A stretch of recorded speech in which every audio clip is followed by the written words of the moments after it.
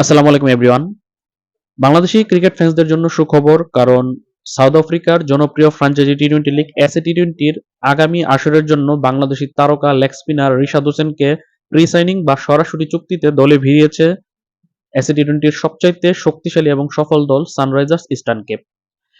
শক্তিশালী এবং সফল দল বলার কারণ হচ্ছে এখন পর্যন্ত এসএ টি-টোয়েন্টি যে ৪টা আসর অনুষ্ঠিত হয়েছে ২০২৩, ২৪, ২৫ এবং ২৬, ৪ আসরের ৩টা আসরই তারা চ্যাম্পিয়ন হয়েছে এবং একটা আসরে রানার আপ হয়েছে। অর্থাৎ ৪টা আসরে সবগুলোতেই তারা ফাইনাল খেলেছে। এর মধ্যে প্রথম আসরে তারা আ প্রিটোরিয়া ক্যাপিটালসকে হারিয়ে চ্যাম্পিয়ন হয়েছিল। তারপরের আসরে তারা ডারবান সুপার জায়ান্টসকে হারিয়ে চ্যাম্পিয়ন হয়েছে। তৃতীয় আসরে যদিও তারা এমআই ক্যাপ্টেনের কাছে হেরে তারা রানার আপ হয়েছে, তবে সবশেষ গত আসরে তারা পুনরায় তাদের শিরোপা পুনরুদ্ধার করেছে, যেখানে তারা আবারও পুনরায় প্রিটোরিয়া ক্যাপিটালসকে হারিয়ে তারা চ্যাম্পিয়ন হয়েছে। অর্থাৎ ৪টা আসরের ৩টাতেই তারা চ্যাম্পিয়ন। এরকম একটা শক্তিশালী দলে নাম লিখিয়েছে রিশাদ হোসেন। রিশাদ হোসেন ছাড়াও অস্ট্রেলিয়ান তারকা ক্রিকেটার মিচেল মার্শকেও সরাসরি চুক্তিতে দলে ভিড়িয়েছে এই দলটি সানরাইজার্স ইস্টার্ন কেপ। আজ দুপুরেই তারা তাদের সোশ্যাল মিডিয়া প্ল্যাটফর্মে মিচেল মার্শ এবং রিশাদ হোসেনকে দলে ভেড়ানোর বিষয়টি তারা পোস্টের মাধ্যমে পাবলিকলি জানিয়েছেন।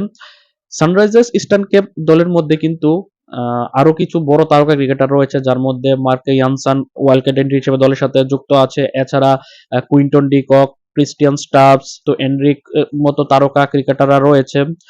তাই বলা চলে যে রিশাদ হোসেন একটা ভালো দলে গিয়েছে। এছাড়া সবচেয়ে আরেকটা গুরুত্বপূর্ণ বিষয় হচ্ছে রিশাদ হোসেন কিন্তু দ্বিতীয় বাংলাদেশি ক্রিকেটার হিসেবে এসএ টি-টোয়েন্টিতে ডাক পেয়েছে। এর আগে গত বছর ২০২৬-এর যে এসএ টি-টোয়েন্টি আয়োজিত হয়েছিল সেখানে কিন্তু তাইজুল ইসলামকে ডারবান সুপার জায়ান্টস তারা নিলাম থেকে ভিত্তি মূল্যে তাকে ক্রয় করেছিল।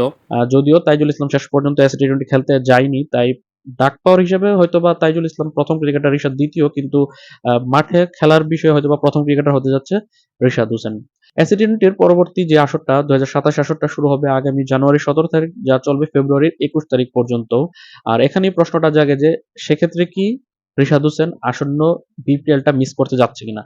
যদিও এখন পর্যন্ত বিপিএল আদৌ হবে কিনা সেটারই কোনো নিশ্চয়তা নেই, তবে যদি বিপিএল হয় সেক্ষেত্রে কিন্তু সাউথ আফ্রিকা টি-টোয়েন্টি লিগের সাথে কিন্তু আহ বিপিএল এর সূচিটা সংঘর্ষ হতে পারে। গত বছর বিপিএল শুরু হয়েছিল ডিসেম্বর শেষ দিকে, চলেছিল জানুয়ারির তৃতীয় সপ্তাহ পর্যন্ত।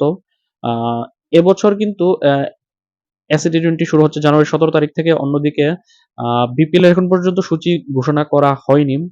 আর আইএল টি-টোয়েন্টি শুরু হচ্ছে নভেম্বরের ২২ তারিখ থেকে, যা চলবে ডিসেম্বরের ২০ তারিখ পর্যন্ত। এখন ডিসেম্বর ২০ থেকে জানুয়ারির ১৭ তারিখের মাঝে কিন্তু একটা ভালো গ্যাপ রয়েছে, প্রায় ১ মাস মতো, কাছাকাছি ১ মাসের মতো একটা গ্যাপ রয়েছে, যেখানে চাইলে বিপিএল আয়োজন করা যেতে পারে। তবে যতটুকু জানা গেছে যদি বিপিএল আয়োজন করা হয় সেক্ষেত্রে জানুয়ারির মাঝামাঝি সময়ে বিপিএল শুরু হতে পারে। সেক্ষেত্রে কিন্তু এসএ টি-টোয়েন্টির সাথে সংঘর্ষ হবে।